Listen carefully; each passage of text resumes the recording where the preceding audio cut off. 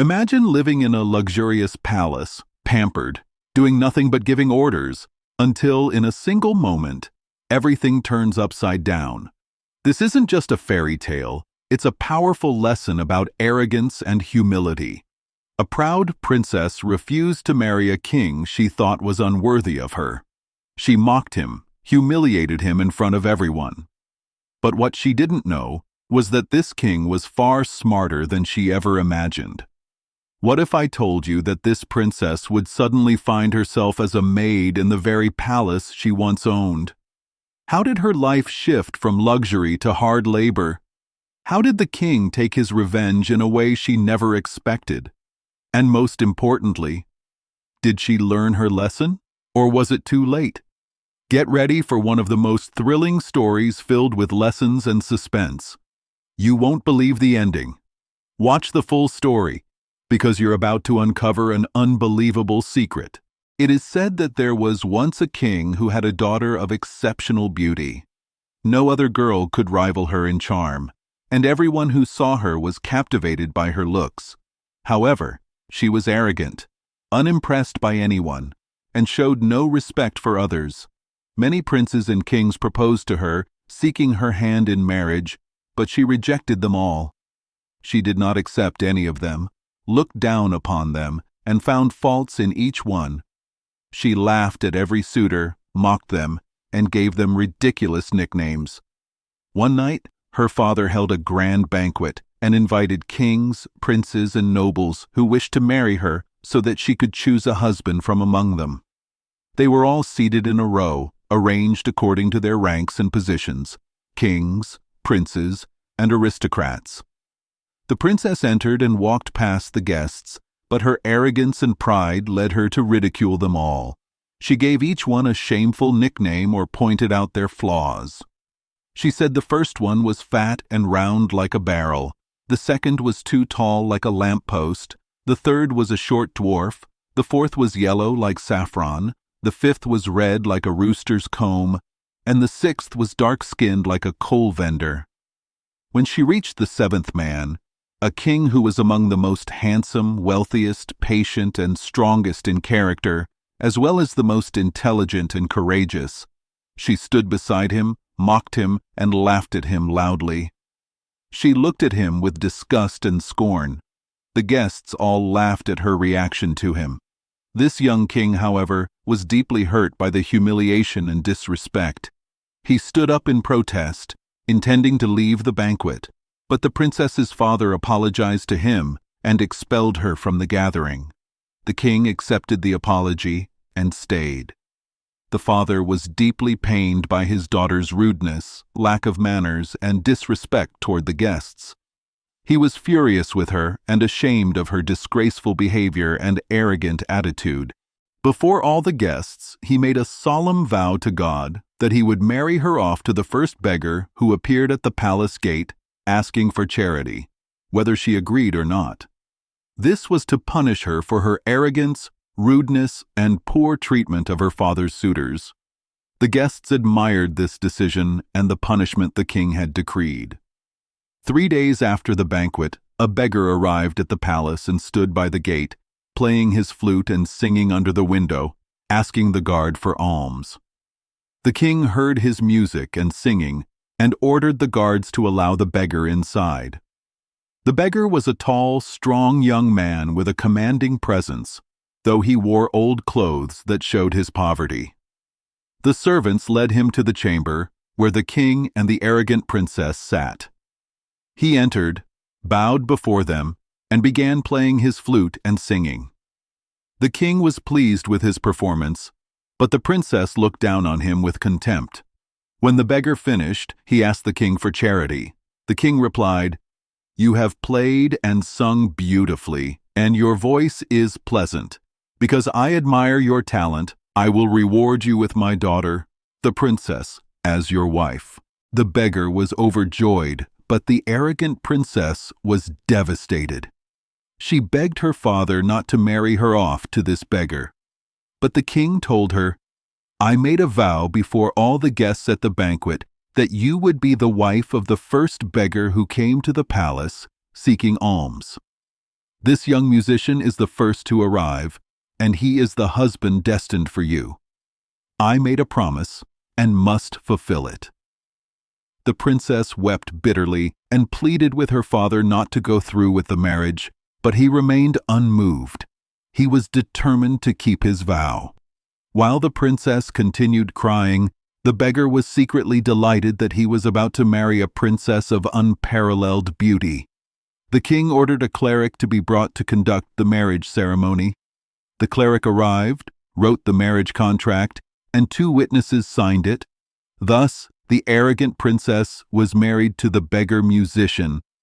No wedding celebration was held for her, as a punishment for her bad manners and for insulting many kings and princes, especially King Adel.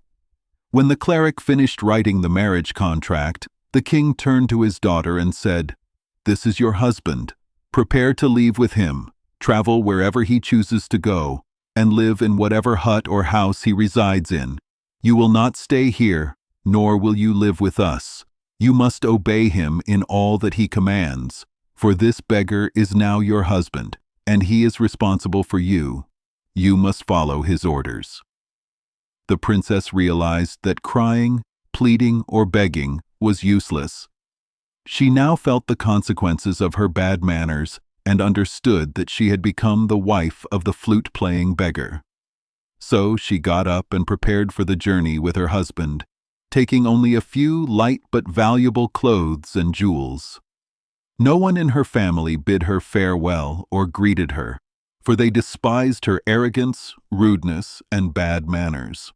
Her beggar husband took her by the hand and traveled with her, rejoicing at the generous reward the king had given him for his music and singing. As the poor beggar placed his hand in hers, she felt great discomfort and aversion. She noticed the stark difference between his tattered clothes and her luxurious garments. A deep sadness and regret filled her heart as she reflected on her actions at the banquet, especially her behavior toward King Adel. She had made everyone laugh at and mock him, even though he was the most knowledgeable, well-mannered, handsome, and dignified among all the attendees. As they walked along the road, they came upon a vast orchard stretching beyond sight. The princess asked, "Who owns this orchard?" Her husband replied, "It belongs to King Adel. If you had agreed to marry him, this vast orchard would have been yours today. But you scorned him, ridiculed him, and made him a laughingstock before all the kings and princes. You rejected him as a husband." The arrogant princess sighed deeply, expressing her pain, sorrow, and regret. She said, "I am so unlucky. If I had accepted him as my husband, I would have been fortunate. But I lived my whole life spoiled, demanding whatever I wanted, doing as I pleased, and criticizing whomever I wished. I was never denied anything, nor refused any desire. It was a mistake in my upbringing from childhood.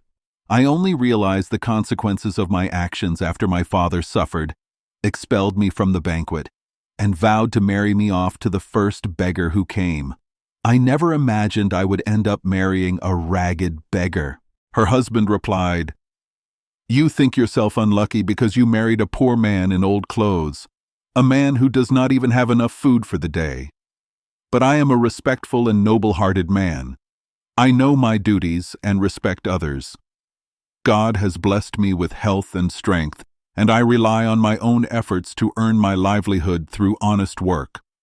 I play the flute, sing, and have many respectable skills that help me make a living. Poverty is not a shame, my lady.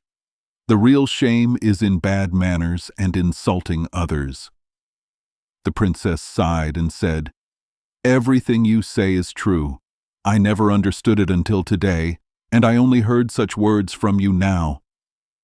The couple continued walking through the orchard until they reached a series of beautiful, vast gardens filled with various fruits and rare flowers. The princess was captivated by their beauty and asked, "Who owns these lovely gardens?" Her husband replied, "They belong to King Adel. These gardens contain all kinds of fruit and flowers unmatched anywhere in the land. If you had agreed to marry him, these gardens would have been yours today." She regretted her past actions and said, "Oh, what a pity. I am truly unfortunate. If I had been lucky, I would have married the generous King Adel. But I was left to my own choices, and I was given the freedom to pick my husband, yet I failed to choose wisely." They walked on until they reached a large city with wide, clean streets, tall and orderly buildings, and educated citizens. The princess admired its beauty, cleanliness, and elegance. She asked, "Who owns this great city?" Her husband replied, "This is King Adel's city. If you had agreed to marry him, this city would have been yours." The arrogant princess felt deep sorrow and regretted her actions. She said, "I am truly miserable and unfortunate. If I had been fortunate, I would have married King Adel." Then she paused and wondered aloud, "I don't understand why I didn't marry him." Her musician husband said, "I don't know why you refused him. That's something only you can answer. But I don't understand why you are wishing for another husband now. Am I not a suitable husband for you?" Hearing his question, the princess realized she had not considered his feelings. She fell silent, controlling herself and saying nothing. They continued walking until they reached a small hut made of mud and straw. She stopped and asked, "Whose tiny hole is this? Whose filthy hut is this?" Her musician husband answered, "This is your home and mine, dear princess.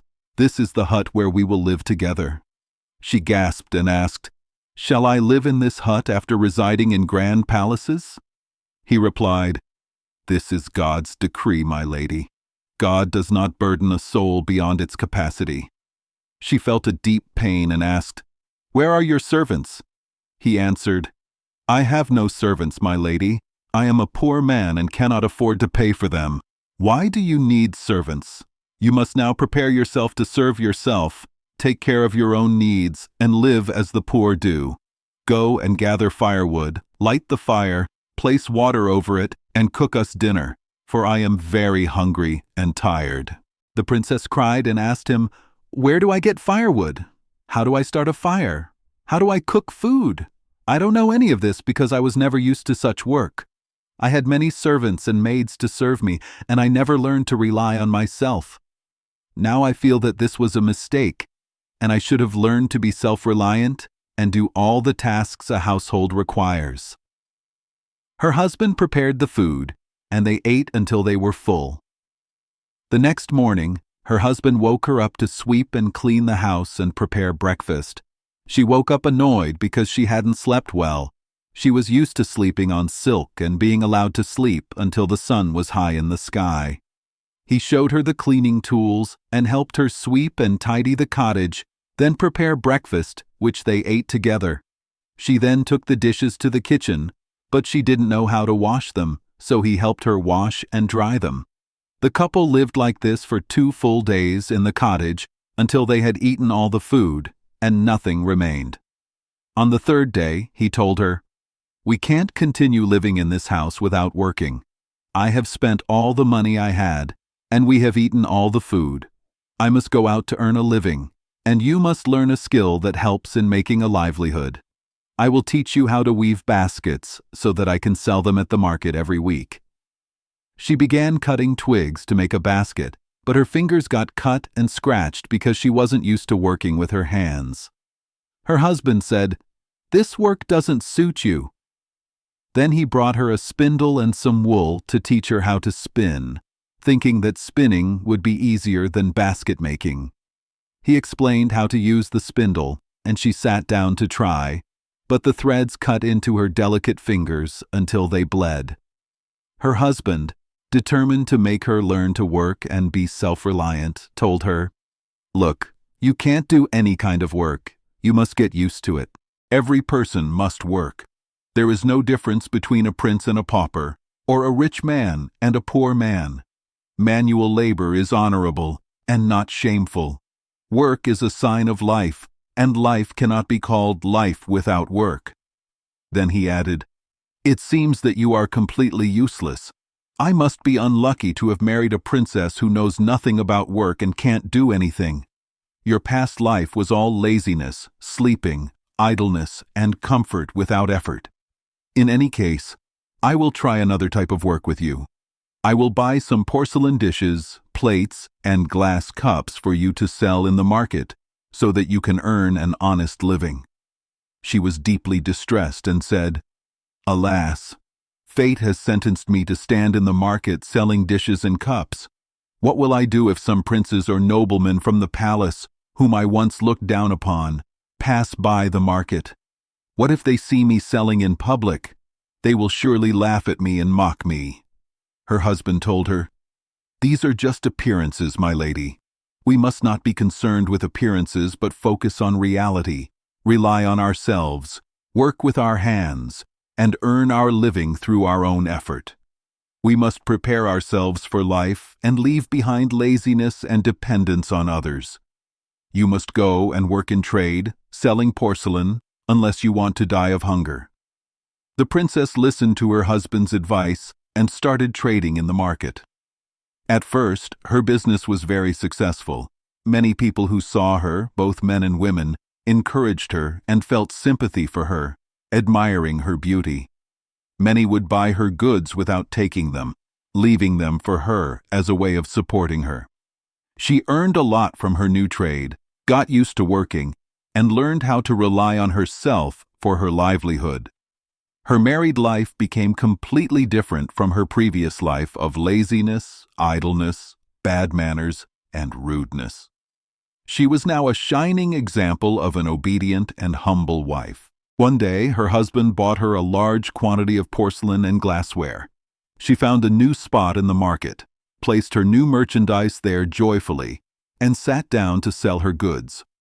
Unfortunately, a reckless soldier riding an unruly horse stormed into her stall, breaking all the porcelain dishes and ceramic plates until nothing remained intact. Her entire stock was shattered into scattered pieces. She started crying, not knowing what to do. The reckless soldier rode away on his horse, and there was nothing she could do to stop him. She thought to herself, "What will I say to my husband? How will I face him? What will I do now that all the goods are broken and we have lost our entire trade? What will my husband say when he hears the news and finds out what happened?" Seeing no point in staying in the market any longer, she returned home, overwhelmed with sadness and distress, and told her husband everything that had happened. Her husband said, "If you had thought carefully, you wouldn't have placed the porcelain and ceramic goods in that spot in the market where anyone could pass through. This is a lesson for you, to think about something and its consequences before taking action. There is no use in continuing to grieve and cry now. I don't think you are suited for this type of work, so today I went to the royal palace to find work for you in the kitchen. The palace steward has promised to hire you as a kitchen maid to wash and dry dishes. You will find plenty of food there, and you will be allowed to bring home leftovers in the evening, so you and I can eat." So the princess accepted this solution and did not object to working as a kitchen maid, even though she once mocked kings, princes, and nobles, laughed at them, and scorned them. She agreed to live on the leftovers from the kitchen with her poor husband. This is God's decree. He grants wisdom to whom He wills, He honors whom He wills, and He humiliates whom He wills. Indeed, He has power over all things.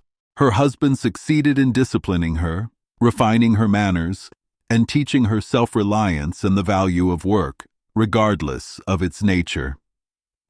After 2 weeks of working in the palace kitchen, she heard from the cooks that the young king would be celebrating his wedding that night with a grand feast.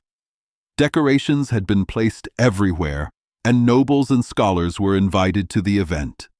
She learned that he would pass through the streets, so she went to one of the windows to see the preparations and found them complete and beautiful. Her heart was filled with sorrow at the sight of such splendor. She felt unfortunate, regretted her past actions, and realized that her arrogance had led to her misfortune. She understood that her rudeness had reduced her to the status of a lowly servant. She reflected on her past behavior, her lack of manners, pride, laziness, and disregard for others' feelings. She asked God for forgiveness, hoping He would accept her repentance and be pleased with her.